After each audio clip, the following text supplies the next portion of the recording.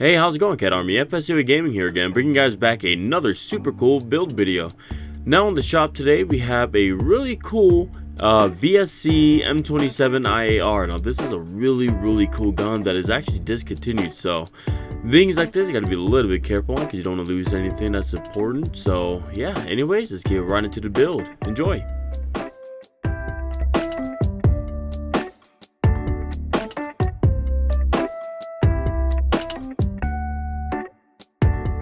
So if you guys take a look right here, you see how that thing was stuck onto that air nozzle? That wasn't good fitment. I don't know what happened to this hop-up unit and this gun in general before I got it, but it was pretty rough. There's a lot of bangs and scratches on it, and it looks like whoever did own this before did fall down a couple times before it got to my customer's hands. So my customer just wants this gun to be shooting again and working again, so we're definitely gonna have to throw out this hop-up unit. It's no bueno.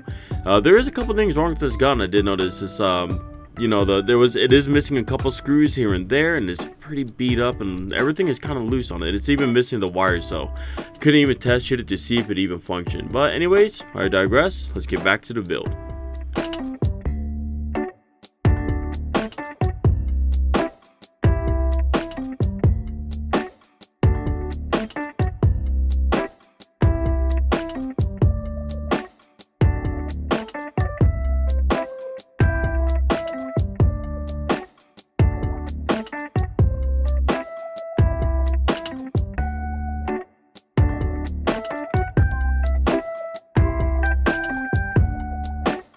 One thing I kind of just noticed too in the video that's kind of funny is you guys can tell I just got off work. It just shows you that I don't even go home and take a shower and unwind before I start these. I just get home and just instantly start on builds. But yeah, you know, it shows the commitment to the builds.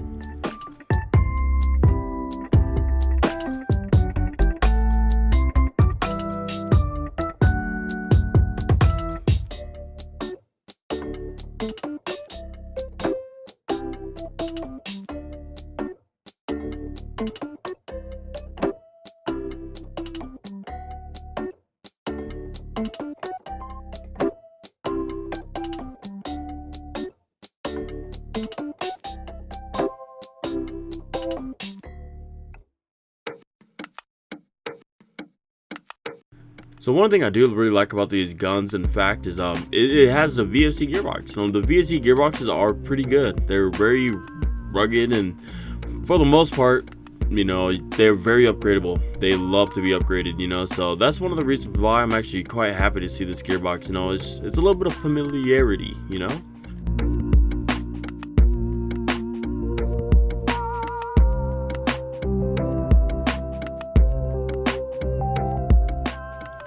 Alrighty guys, so I'm going to slow this part down just a bit. I really want to talk about the gearbox. So this is the first time this gearbox has ever been opened. It actually still had its warranty sticker on it as well.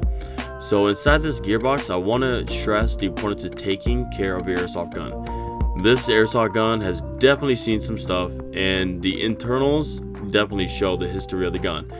There is a lot of sand caked inside the gearbox. And by a lot, I mean a lot. You guys will see a little bit better once I start cleaning it off, but that sand can definitely get lodged in between the gears, and it gets shot down the bucking. It can really mess things up. Another thing too is this tappet plate. It's really weak and really flimsy. These VFC gearboxes, the tappet plates, they do snap a lot. You can even just look online and you'll see a plethora of people talking about it. So I'm gonna replace it with the real deal tappet plate just to make sure that doesn't happen in the future. Here's a polycarbonate piston with the metal piston head. These ones will get the job done. They're not too bad, so if you're running it stock, I won't even worry about the piston. But if you want to upgrade it, definitely go with the real deal airsoft piston. That's my boy, and his parts are great. Inside the cylinder, super dirty again, a lot of sand, and the air compression is still pretty good, but it could have been better if that gun was taken care of a little bit more. As you guys can see again, look at that. Look at the piston head's servo pad. It is disgusting. There is so much grease. There's so much sand caked on it. So I had to clean that, soak that, and re-lube it to kind of keep that life going on them as well. And right here, we got the stock trigger board. Nothing fancy, no MOSFET or anything, just two pieces of metal that completes the circuit. And right here is the gears. So I'm a little skewed on these types of gears just because they're the self-proclaiming auto shimming gears. So in theory, They are a little bit better than some of the cheaper stock guns you would get out of the box, but for long-term use, I personally don't like them. The reason being, those springs, they'll lose their strength over time, and it messes up with that that shimming, you know. And like for instance, I actually did put a couple shims on the bottom of the bevel. And for the sector as well, because it was just sitting and riding on that spur gear, and I had to kind of recorrect it for the angle for the motor as well. So, you know, just take that with a grain of salt.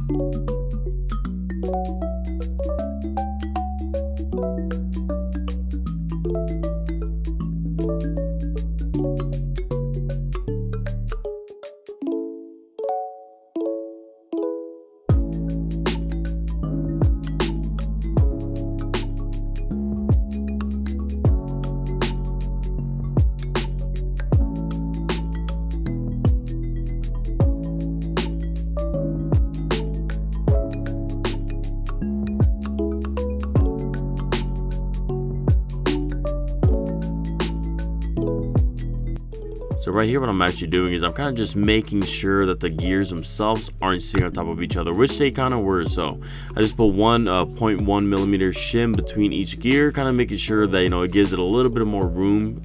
So it's just barely hovering over the other gear, which is where you want it to, so it's not binding against each other. So that's why I keep lifting up the gearbox towards the camera, just trying to get a good little eyeball on it.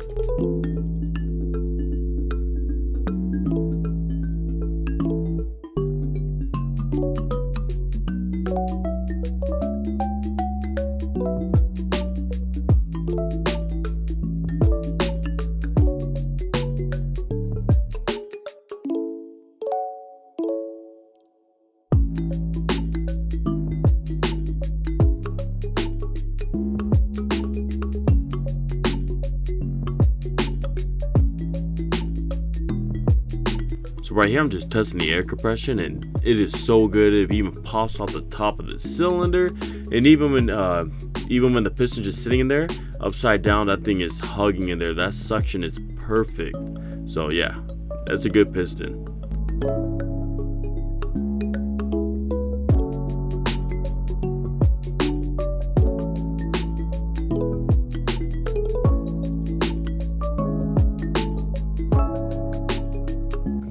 And right here I'm just keeping the customer updated on pretty much the whole build process, giving them updates and everything. And yeah, if you guys want to ever check out my stuff, you guys can check me out on Facebook. It's FSUA Gaming Airsoft Shop. Check it out on Facebook.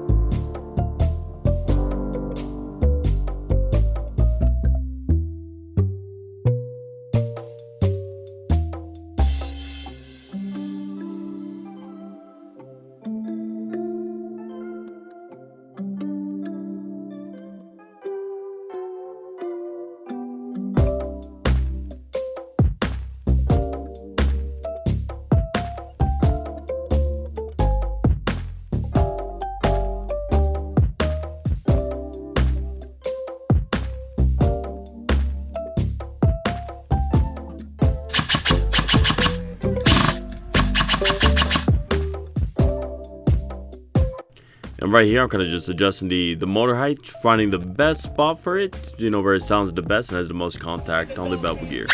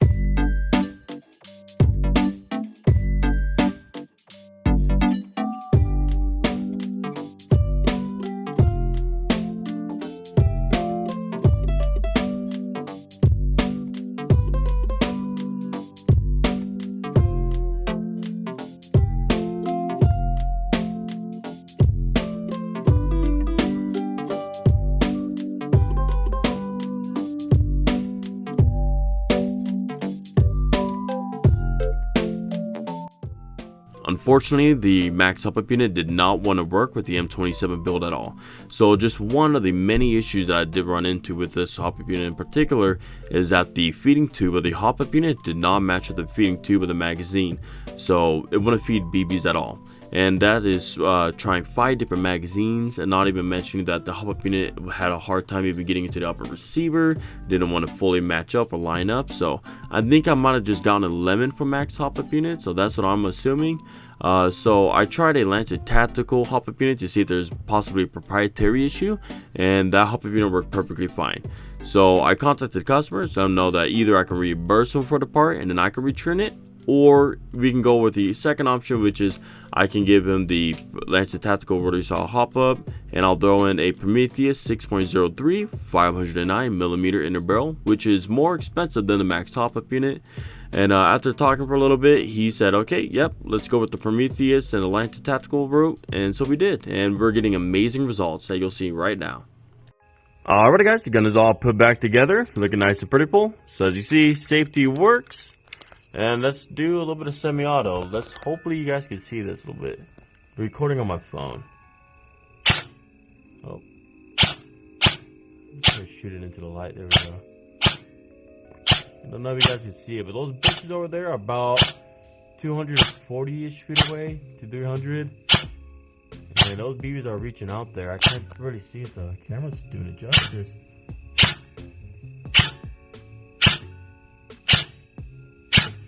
Yeah, that's easily reaching out there. We're using 0.25s at the moment. It will do a lot better with 0.3s, but nice. Right on the little mannequin.